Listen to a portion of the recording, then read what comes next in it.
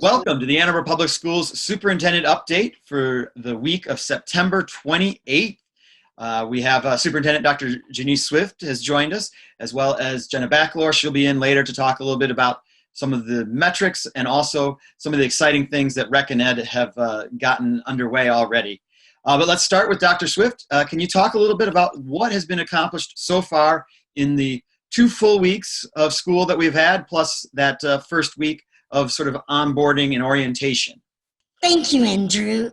It has been 2 weeks of school, and I just want to thank all of our parents and our students and our teachers and staff and leaders for a strong virtual start. And we know that this is not anyone's first choice, and yet I really appreciate all the hard work that's been done. You know, Andrew, our focus has been around creating a safety net for our students and families since the very beginning of this pandemic back in mid-March. We've just passed 530,000 meals distributed. We're able, thankfully, to continue that emergency food distribution. We'll be able to continue it all the way through December. And that provides breakfast and lunch 7 days a week, and we have 2 distributions each week, and we've added the afternoon distributions to fit in with family schedules. We're very grateful to have had tremendous support from our ITD team and across the community to distribute about 17,000 devices. And that includes, or in addition, the support with connectivity, the jetpack components to improve connectivity. Our team is working with families to ensure that they get signed on to the Comcast, and the district is supporting with that reduced rate, and we appreciate the partnership of Comcast. So you see, we have a lot of really great community support going into this launch of school for this COVID fall of 2020. When you talk about a launch of school, of course, everyone immediately may think of, I know I do, back to school supplies. Can you talk about the effort that we've made in terms of making sure that students are getting their supplies that they need to have a successful school year? We absolutely know that how key and critical it is, in addition to that tech device and the connectivity, but to also have the paper and pencil and the math journal and the textbooks. And so, Andrew, these 2 weeks, we had a week dedicated to secondary school. They have a lot of textbooks and musical instruments and everything that needs to be distributed. And now, beginning next week, we'll be working with elementaries. It includes the art supplies for elementary and all of those things that are necessary really to equip our students' learning station and their learning experience virtually. The start of the school year is also always a time when there's lots of minor adjustments that get made to schedules and whatnot. Obviously, as we started this school year in a most unusual online setting, those adjustments are a little bit more, and the feedback, I'm guessing, has been a little bit more as well. Can you talk about sort of what you've been hearing from parents and what the district is going to do in response to what we've been hearing? Well, yes, Andrew, we've heard, and I just want to thank everyone who has emailed. We've heard from so many parents and from staff members and from students across the district. We do hear the concern about screen time and the length of the school day, and particularly that around those concerns around our youngest learners, our students who have specialized learning needs, and we do understand those additional challenges. We also are hearing a variety of other details, aligning the lunches so that students in the home across the levels can eat together, take a break together, or help each other with the lunches. So, you know, Andrew, we'll be sharing out a parent feedback form here in the next few days. We wanted to give everyone an opportunity to get in and try that virtual experience on.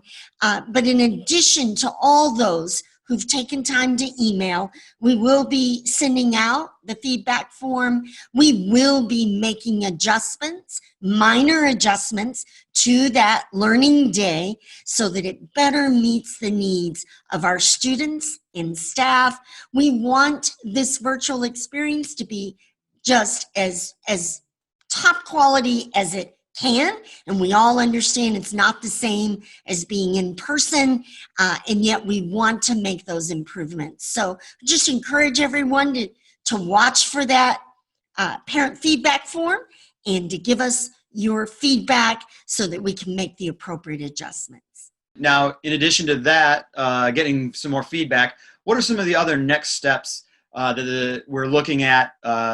Obviously, before we get to the step of bringing kids back into the school, there's still some other things that are going to be happening. What are some of those other next steps? Well, Andrew, I appreciate that question. In the Michigan My Safe Start plan, we're still in phase 4.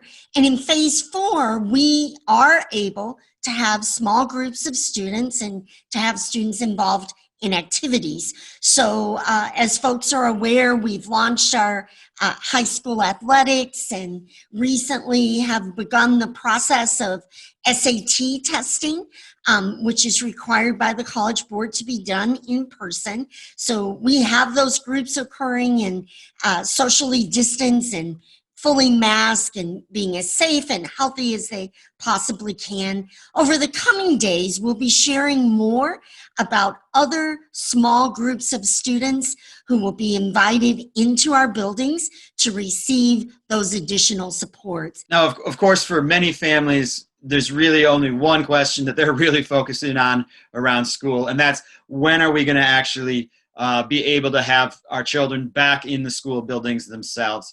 And I'm hoping that we can have a discussion about sort of what are we looking at in terms of the metrics on when it is that we're going to actually make that shift. I know that we are all looking forward to having our students and our staff right back where we all know they learn best, which is in-person learning in our schools. We've been planning for months to prepare to be back with our students in school. Many steps are being taken and have been taken for our physical properties to ensure that they're COVID informed. Our COVID protocols are in place. They've been approved by the state. Every member of our staff has been trained in COVID awareness. It will be a great day when we're able to move forward in this process. We do understand the tension around and the attraction of set a date, have a date on the calendar. And we know, and we've discussed in the community and with our board and with our team, the tension between having an actual date on the calendar and following the science in terms of achieving the metric, letting the community know we've achieved those data guidelines, and then watching to see that metric will hold. So that's the process that we've described. And so it will give us the time to make our community aware that we're preparing for opening during that 14 days that we're making sure that the data holds. We'll announce that so that everyone knows. We'll begin with our youngest students and with our students with specialized needs first, those students with an IEP, and those students will be getting more time with their teachers, more face time, in-person, in-school time. Do want to remind everyone that no family will be asked to return before they feel comfortable. Our full virtual experience will extend throughout this 2021 school year for those families who have that as their preferred experience. Andrew, we just are so looking forward to that first day of school and being able to welcome our students back. From the beginning of this process, we've had health and safety as our top priority. And I think probably, Andrew, it'd be good if Ms. Bacalor could share a little bit about that component of monitoring the infection rates to determine when it's healthy and safe for us to begin bringing in groups of students. At the last board meeting, I presented metrics for us to use in determining when we can return to school in person. And these are commonly used metrics by school districts and public health officials all across the country. They include how new cases are trending and cases per 100,000 and per million so that we can compare ourselves to others, the positivity rate for diagnostic COVID-19 tests, and also more on what's happening locally with outbreaks and clusters of COVID-19 cases. At the time of that meeting, it happened there was a flurry of activity from national groups and state groups with new guidance that came out. So we now have updated CDC metrics guidance. We have information from the Michigan Department of Health and Human Services. And of course, we continue to work with our partners at the Washtenaw County Health Department and also public health experts at places like the U of M School of Public Health. So we are able to take all of that information and adjust our metrics a little bit at this time.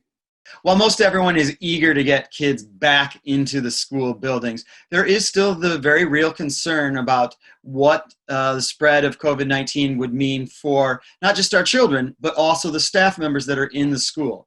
Can you talk about what is being done to make sure that once we actually are back in the buildings, that the adults and the kids both are staying safe and healthy? We have been putting plans together for a couple of months now that involve protections for our staff and for our students. We have a detailed plan for our workplace and the employees who come to our workplace every day. It's available on the district's HR website, and it covers 5 areas for protecting staff health. It includes having a workplace supervisor on site, having a pre-screening tool so people are checking themselves for symptoms before they come, doing some internal case investigation and contact tracing in coordination with the health department, having a whole host of mitigation measures within the school, such as universal masking and cohorting of students and doing everything we can to keep people physically distant. And a process for employees to report unsafe conditions. So we have a comprehensive plan for the workplace that we think once community spread is low enough, we want to be able to mitigate that risk as best we can when we reopen to in-person learning. So I think it's important to note what you're telling us, Ms. Bacalor, is that it's not just one number or one thing. There's a series of factors that we're reviewing and considering. And it's also not just a one day, you hit the target, we go. You need to make sure that it's a sustained at those levels, correct? Correct. So we're looking at the totality of this handful of metrics. It's not that every single metric has to hit every single target, but we're trying to get a really good sense of how community spread of COVID-19 is happening in our community so that we can safely bring back both staff and students into our buildings. Well, thank you very much. I think that's really useful for parents to get that sense. The next sense that they will really be interested in is then once we start letting some children back into the schools, what does that process look like? Dr. Swift, I'm hoping that you can help explain what the process is for bringing kids back. So once we're able to achieve the metrics and hold them for that appropriate period of time, we really are excited to welcome our students with specialized learning needs. So those students with IEPs to begin that learning process first. and also our youngest students. So beginning with kinder, first, and second. At that point, we'll hold for a period of time to review that infection experience, that, those first few days of experience, to see how we're moving and how we're doing in the school environment in terms of infection or any cases coming up. Then we would move to upper L. And so that's third, fourth, and fifth grade. Again, hold that for a little bit to see how we're doing. And then we would begin the process of secondary. Now, we all recall that secondary is much more complicated because our fundamental strategy is that small cohort group. So during this initial hybrid plan, the reopening of our schools, it really is about students attending 2 days a week and continuing their learning remotely 3 days a week. And then as we move through the pandemic process, looking forward to being back in full operation. Now, we actually already have had some students with some face-to-face interaction with some of our great Rec and Ed staff. I'm hoping, Mr. Bacalor, you can talk a little bit about the program that kicked off last Wednesday with some free programming that really was helped meet that need of getting kids to be able to have a chance to interact with kids. Can you talk a little bit about what we've got going on through Rec and Ed? Yes, I'd be happy to. We're so excited at Rec and Ed to launch 6 weeks or so of free programming on Wednesday afternoons and Saturdays across all of our elementary and K-8 buildings and middle schools, actually, that offer children and adolescents the chance to come out, be physically active, see a friend, and just enjoy themselves during the fall season when we can still be outside. So there's lots of different options. There's soccer, some of it's online, some of it's in person. Soccer, karate, 2 different types of dancing, and other activities as well. And just to bring some joy and some activity to our Ann Arbor Public Schools students' lives. And to find out more, people can visit aarecedonline.com.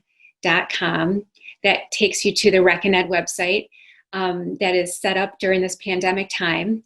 And if you just click on free programs, you will find the information about what's happening at your schools. And we're hitting every elementary and K-8 at least once during this time period. And those programs are something that, if I can't make it this week, it's okay because I'm just signing up for a single day at a time, correct? That's right, yeah. And I also should mention that we have COVID protocols that parents and guardians should take a look at before signing up. We need people to pre-screen. We're requiring masks for everybody on school property for the entire time they're on school property. And we're keeping kids apart in their activities. So we're trying to hold safe and fun activities outdoors and virtually. Well, great. It sounds like there's a lot of great work going on. Dr. Swift, do you have any other closing remarks that you'd like to share? Thank you for joining us today for this superintendent's update. We understand that this is a challenging time for all of us, and I just appreciate the hard work of our team, the great support of our parents and partners in the community, our students who are working hard to learn despite this new and different experience. Our goal has been to keep our students and staff safe as our top priority. Right behind that, to provide a quality learning experience. We have as our goal to get the absolute most sustainable opening of school that we can. So we're not rushing in order to, as many schools have had to do, have to close again. We're following that science so that we hopefully can get an opening that will sustain for some time and provide our students and our families that consistency and that quality Ann Arbor Public Schools experience.